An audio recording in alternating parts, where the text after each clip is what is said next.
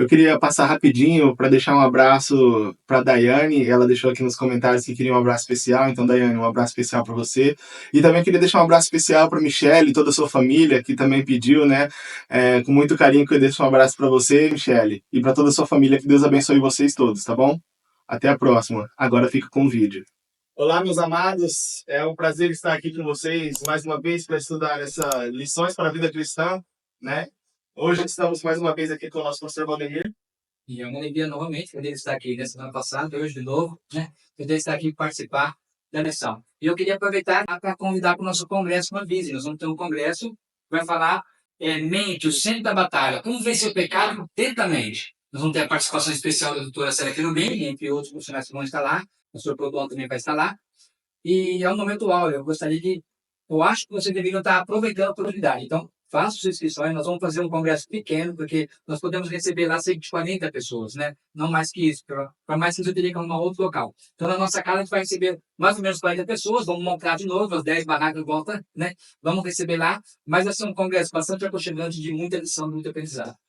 Precisamos da colaboração de vocês e da participação de vocês, e contamos com a presença de vocês.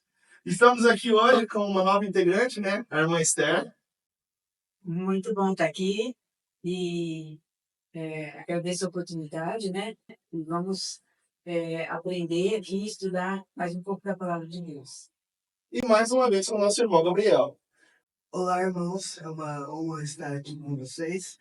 E agora vamos assistir dessa lição, sendo um tema muito importante. Só antes de começar essa lição, né? Eu queria fazer uma oração para nós começarmos a lição. Nossa irmã Esther. Pai nosso que está no céu, graças te damos, ó Deus, por esta oportunidade. Pedimos aqui sabedoria dos altos céus para esse estudo e pedimos que esta mensagem alcance os corações daquelas pessoas que estão necessitando e que buscam ao Senhor. Perdoe os nossos pecados, venha ser presente conosco, em nome do Senhor Jesus. Amém. Amém.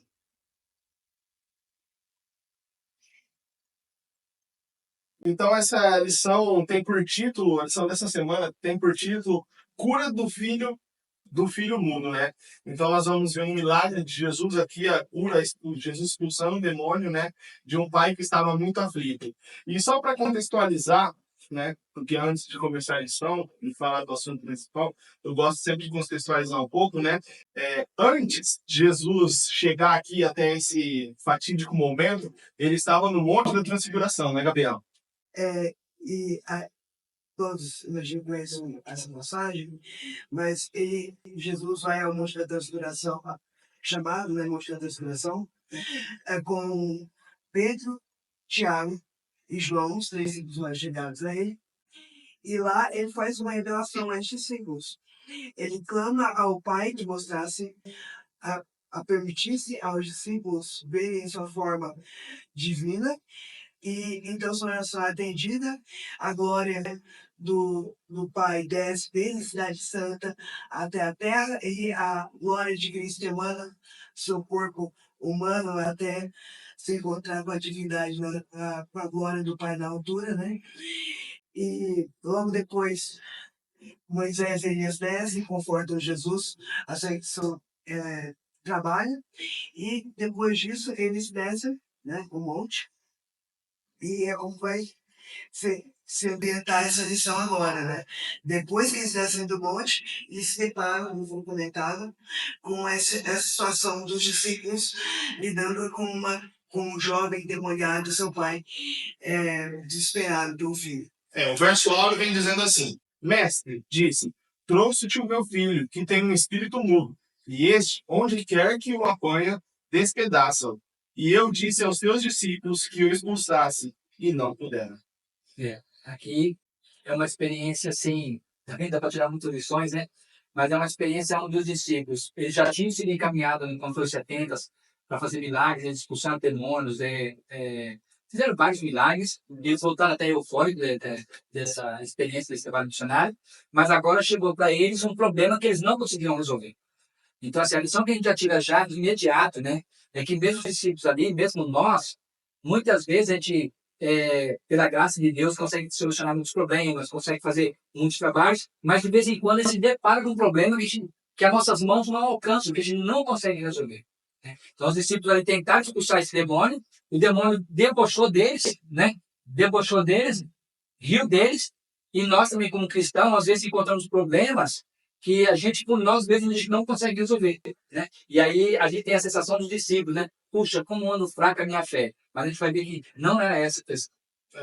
É muito interessante essa questão, né? Porque, como foi comentado aqui, os discípulos já tinham feito milagres, já tinham expulsado demônios das pessoas, né? E, assim, chega em determinada ocasião, nessa ocasião, eles não conseguem.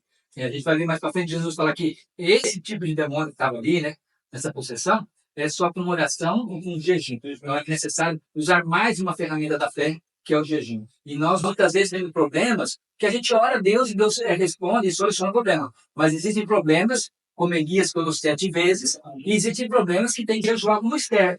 Né? Quer dizer, naqueles 3 dias que Esther orou, ela jejuou também, ela e todo o povo. Então, existem problemas que você jejua para resolver. Às vezes o problema é tão grande que a gente tem que convocar a igreja toda. Né? Já temos oportunidades, situações que toda a igreja tem que jejuar para conseguir alcançar. Então, o que esse verso nos mostra é isso, que às vezes não é só usar uma ferramenta, uma oração, mas usar também o jejum. Jejum também. E começando aqui, né, Gabriel já deu a introdução para nós, disse que Jesus estava no monte ali, ele desce, e quando ele desce, a multidão vem ao encontro dele ali, né, ele está descendo, e as pessoas vêm ao encontro dele, só que ele, né, em sua sabedoria, sendo Jesus, ele olha, percorre o olho pela multidão, e ele se depara com uma cena diferente. Ele vê os discípulos ali, os discípulos dele perturbados, tristes. E ele diz assim, nesse espaço que acabaram de verificar-se uma ocorrência que lhe causara cruel decepção e os humilhara também. Então ali, além dele estar triste e decepcionado, eles tinham acabado de ser humilhados perante o povo, né? Sim, o que acontece muitas vezes, né? Eles falaram assim, cadê vocês que podem agora? Não pode. Cadê o líder de vocês, o mestre de vocês? Vocês não podem nada. E nós, muitas vezes, também se envolvemos em problemas e o mundo nos cobra. Ué, vocês não são crentes? Vocês não têm fé? Então, às vezes, nós passamos por situação que é onde a gente não consegue por nós mesmos resolver o problema. Às vezes, a gente até ora a Deus e a gente tem a impressão que Deus não está respondendo, Ele está respondendo. A gente tem essa sensação por causa da demora. E a gente acaba sendo humilhado também, porque familiares ou amigos, colegas de trabalho, já começam a falar, vocês não são crentes, por que vocês não resolvem isso? Se você está passando por um problema, mas você não é homem de Deus, ora para ele, pede ajuda, né? Sim. Então, assim, os discípulos tinham acabado de ter sido humilhados, e Deus não gosta. Né? Se tem uma coisa que chateia Deus, é ver o seu povo sendo humilhado, quando não merece. Porque muitas vezes, nós temos experiência também, né, da pessoa presunçosa, né? Eu sou presunçoso, eu vou lá, eu vou fazer, e aí acaba passando vergonha, né? Mas quando a pessoa é serva de Deus e fiel, Deus não gosta que ela seja humilhada, né? E muitas vezes o problema tá nela, é a falta de fé ali, né? A falta de acreditar, e como nesse caso foi falta de jejum, oração, foi falta de um estudo, de uma comunhão maior. Mas então Jesus desce, né? Vê ali essa cena, se depara com essa cena, e aí ele faz assim, o que ele faz? A nota vem dizendo, né? Diz que ele chega ali e ele começa a conversar com as pessoas, né? E ele começa a conversar com aqueles que estão humilhando. Dá um murmurinho ali, né? E ele não se dirige aos discípulos, não. Ele se dirige a quem está humilhando. Então, assim, ele vai defender os seus, né? E ele pergunta ali para os fariseus, né, os que estavam escritos ali, ele pergunta, o que vocês estão discutindo? E aí eles não falaram mais nada, né? Silenciaram e não falaram mais nada. Quando Jesus chegou, o povo que veio contra ele já veio assim, com reverência, né? Respeitando Jesus, porque os discípulos tinham passado por uma cena assim, de humilhação. E aí, o povo estava ali, junto com aqueles que estavam blasfemando, o povo se uniu junto com eles. Mas quando Jesus desceu, eles viram, assim, ficaram numa situação, ficaram reverentes, porque não. Com Jesus é diferente. É diferente, né? Então, assim, você zombar dos discípulos é uma coisa, você zombar do mestre é outra, né? Nós vemos como Jesus era tratado de forma diferente, né? Mesmo as pessoas que zombavam ali, que era contra, eles tratavam Jesus com certo respeito. Tanto é que, como o pastor Valdemir disse, Jesus se dirige a eles e eles não falam nada. Aqueles rabi eram mestres, eram professor, né? E Jesus se dirige a eles e eles não falam nada. Eles Temeram, eles temeram. Fugiram, né? Fugiram da presença. Então, de repente, Jesus acontece isso e esse pai que estava com o filho não tinha mais. Ele disse que ele já tinha levado para vários lugares o seu filho, né? E já tinha levado para os discípulos. Imagina só esse pai. Ele tinha um filho possuído. Diz no verso áureo que o demônio que possuía, onde quer que o apanha, despedaça, né? Fazia coisa, judiava dele, né? Judiava desse filho. Imagina o coração de um pai. Quem é pai sabe, né? Ver um filho sendo possuído e sofrendo daquela forma acaba com o coração do pai. E ele já tinha levado esse filho para vários lugares, para várias pessoas diferentes. E até que chega um momento que ele leva o discípulo. Ele escuta falar desse Jesus, né? Como nós vimos em várias outras versões, as pessoas escutavam os milagres de Jesus, e ele vai e leva até Jesus. Ele escuta também, os discípulos também estavam fazendo milagre. Isso. Então ele vai aos discípulos, se decepciona, porque ele não consegue, mas ele não desiste, ele vai até Cristo. Imagina só, ele chega ali até os discípulos que estavam fazendo milagre, né? E ele acredita, ele tem fé. E aí os discípulos não conseguem. Eu entendo esse pai. Eu entendo, eu trago para mim hoje. Eu imagino, se fosse eu levo meu filho com fé, acreditando e dá errado. A fé dele vacilou, né? Aí ele chega até Jesus. E Jesus diz para ele, você acredita? E ele diz, Jesus, Senhor, me ajude a acreditar. Eu creio. Eu creio. Ajuda na minha acreditar. Porque ele creu. Se ele estava até ali, se ele levou, ele acreditava. Mas assim, ele sabia que lá no fundo, a crença dele, a credulidade dele já estava fraca, abalada. Sim, a fé fosse pouca. Eu tenho fé, sim, Senhor, que o Senhor pode, mas a minha fé está fraca. Eu já passei por tanta coisa, né? Eu tinha mais fé, mas hoje eu já passei por tanta coisa que a minha fé enfraqueceu e está fraca. Então, nesse pedido aí desse pai, a gente também tira uma lição. Que muitas vezes nós também se sentimos abalados e a gente pode usar as mesmas palavras. Senhor, eu estou fraco, ajuda a minha credibilidade. Né? Porque às vezes a gente vai passando por vários problemas, várias situações que a gente se sente mesmo abalado. E a gente tem que cair ao pé de Cristo e pedir para que esse Senhor me fortaleça a minha fé. E é interessante, né? Que esse pai, ele tinha motivos para estar, assim, sentindo esperançoso, né? Ele vai até os discípulos, querendo tivesse liberdade. Não só isso não dá certo, né? Os discípulos falham, mas o próprio demônio que estava tomando o domínio do corpo do filho dele, ele zomba dos discípulos, né? Demonstrando o seu poder demoníaco. E os rabis, que eram os chefes religiosos, em teoria, deveriam ser os que zelavam pelo povo, eles não se preocupam em ajudar esse pai, eles não se preocupam em libertar o garoto de alguma maneira, mas a preocupação deles é zombar dos discípulos, assim como o próprio demônio estava fazendo, e zombar do próprio Cristo. A preocupação deles não era ajudar aquelas pessoas. E é o que, infelizmente, algumas pessoas acontece isso. Existem líderes religiosos que muitas vezes acontece isso, a pessoa não está preocupada em ajudar o outro, né? Porque qual que é a função de um cristão, ainda mais de um cristão com alta autoridade, se não ajudar os menos afortunados, os que têm menos conhecimento, os que estão em maior dificuldade? A própria essência da religião, né? Ajudar. Tem uma outra coisa que dá para tirar de uma detalhe da história aqui, é que Jesus estava no Monte de Transfiguração, então ele passou a noite com o Pai, passou em comunhão com o Pai, né? E no outro dia ele estava forte. Isso também é uma lição para nós, né? Que a gente também tem que comungar com Deus, fazer nossa devoção, fazer nossas orações. Então, se a gente passa a noite com Deus, com certeza ele vai amanhecer no dia mais forte, com mais oração que a gente tem. Aí fala que os discípulos, Jesus e os discípulos, né, voltaram, o semblante deles estava diferente. Então, quando eles chegaram na multidão, a multidão já viu que eles estavam diferentes, né? Que eram pessoas que estavam ali colocando uma autoridade, uma reverência, um respeito, né? Então, eles temeram. Os escribas saíram devagarinho, né? E, ó, Da mesma forma como nós temos comunhão com Deus, as pessoas notam diferença em nós. Da mesma forma ali que as pessoas notaram diferença em Jesus e seus discípulos, as pessoas notam diferença em nós também. Pela palavra, pelas palavras, maneira Modo que de fala, agir. modo de agir, né? O respeito que a gente tem pelas outras pessoas, por todo o nosso proceder. As pessoas observam, né? Cada passagem, cada ato que a gente faz é uma demonstração. Se é por bem ou se é por não. Algo que me pega nessa lição aqui, nessa parte do pai aqui, né? É que tem uma música que diz que um quebrantado coração mora no coração de Deus, né? E aqui o coração desse pai estava quebrantado.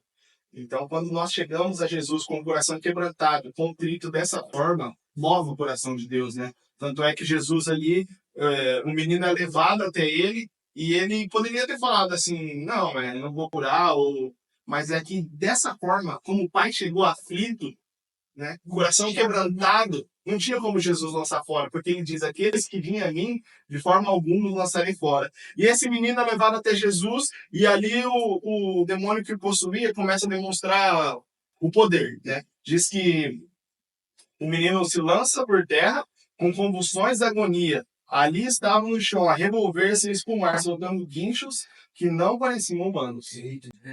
Sons. A gente vê que Satanás é ousado. Ousado. Estava diante do príncipe da vida e mesmo assim ele judiou da criança, jogou o menino no chão, espumava, né, dava gritos. Então, Satanás é ousado mesmo.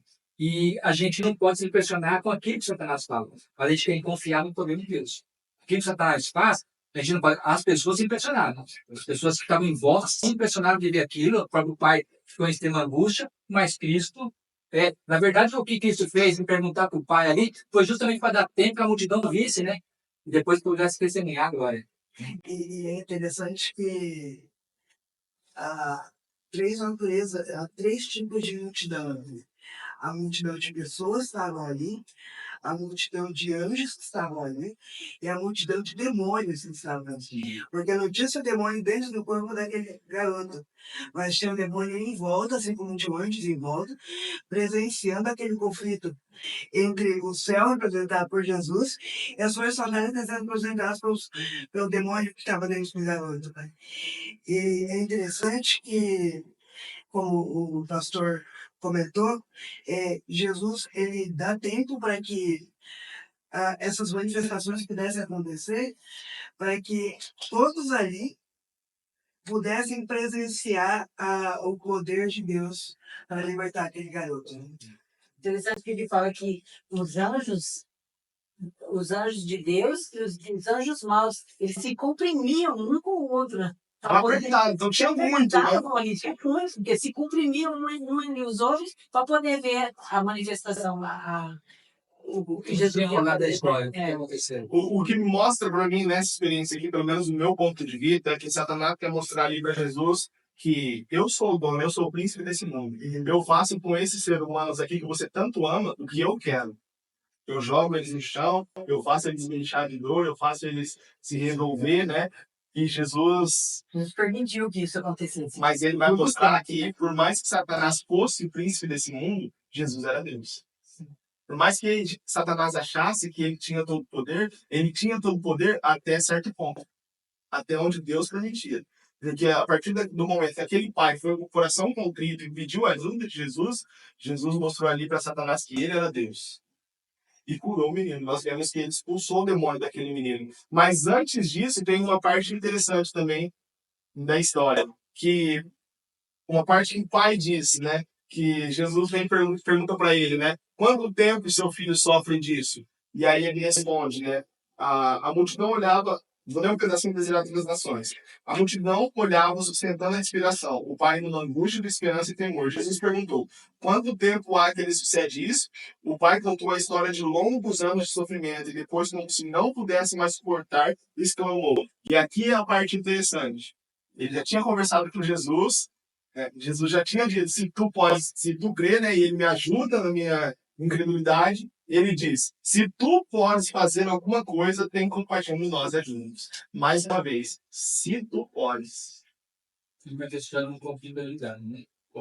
Mas, na verdade, assim, era um pai já bastante abatido com o problema, né? Sim. Bastante abatido. Porque, assim, de todos que estavam ali na multidão, o que mais estava sofrendo era o pai. É o pai. Era o pai. Um estava endemoniado e o pai, os outros estavam ali mais em nível de curiosidade do que vai acontecer, o conflito, quem ganha. Mas o pai não, o pai estava pensando na saúde do filho. Então, o pai é o que estava mais abalado ali. Então, mesmo ele falando, se tu podes, que ele manifestou um pouco de credibilidade, Jesus teve compaixão dele pelo contexto da história que ele estava vivendo. E mesmo porque ele tinha acabado de ver os outros discípulos tentar fazer e não conseguir tentar. E logo depois disso, os demônios manifestaram no garoto, né? E ele testemunhando a força do demônio que estava subindo nele. E é interessante a resposta de Jesus, né? Um questionamento, de certa forma, do pai. O pai fez a pergunta com si e Jesus respondeu com si. Se tu podes crer, tudo é possível ao que crer. Então, se você tiver fé, eu posso, eu tenho poder para isso. Se você tiver fé, filho, eu vou te ajudar. Tudo que você precisa fazer é crer. Eu tô aqui. Eu tô aqui e basta você crer.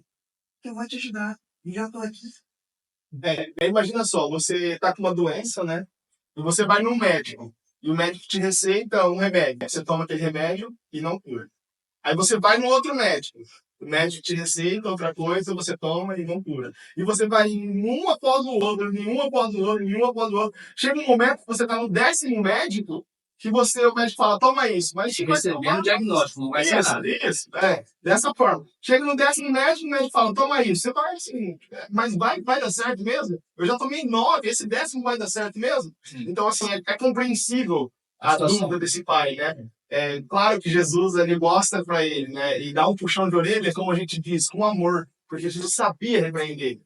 Da mesma forma que ele duvidou, Jesus poderia ter dito assim para ele, se tu podes crer, você não acredita que eu sou Cristo? Poderia ter dado uma dura nele, mas Jesus, conhecendo o coração do pai, o problema que ele estava passando, a situação que ele estava, e vendo que ele era o que mais estava interessado ali no problema, né? Jesus disse para ele assim, se tu pode crer, tudo é possível. A única coisa que você tem que fazer é acreditar. Só acredita. E o que o pai responde? Uma expressão de lágrimas fala aqui, né? Ele se lança aos pés de Cristo Eu creio, né? e disse, né? Eu creio, mas me ajuda, Senhor, na minha credibilidade, porque a minha fé é curta, né? Ele reconhece essa condição, né? Ele sabe a condição que ele está ali.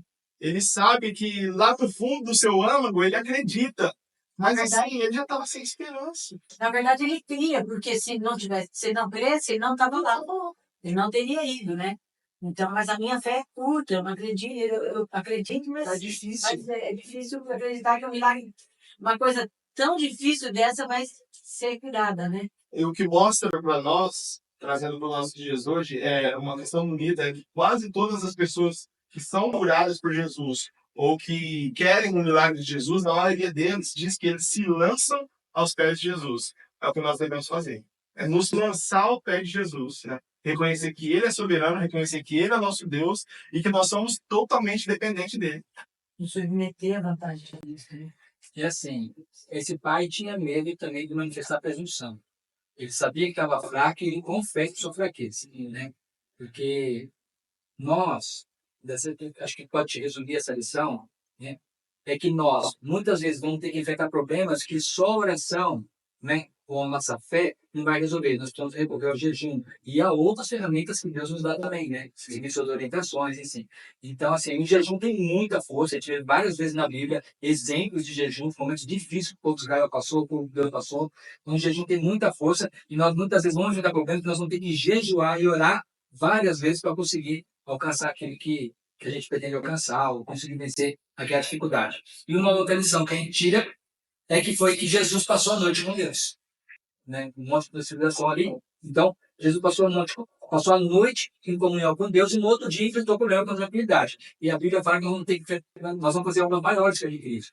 Então, o que nós precisamos para passar por um problema desse, encontrar um endemoniado, encontrar uma situação muito difícil e ter sabedoria para resolver, é a nossa comunhão com Deus. Por isso que é importante a gente sempre manter comunhão com Deus, porque a gente nunca sabe o que vai enfrentar. Sim. Nunca sabe. Eu, como pastor, já passei situações difíceis assim e fixou muito na minha mente isso. Por isso a importância de estar sempre em comunhão. Porque você nunca sabe que tipo de problema, ou o que vai acontecer no outro dia, que tipo de pessoa com problema que vai vir te buscar em apoio, né? Bom, vocês são cristãos, nos ajuda. Então, assim, por isso a importância de manter o comunhão na igreja. Então, sendo assim, vamos encerrar mais uma lição, né?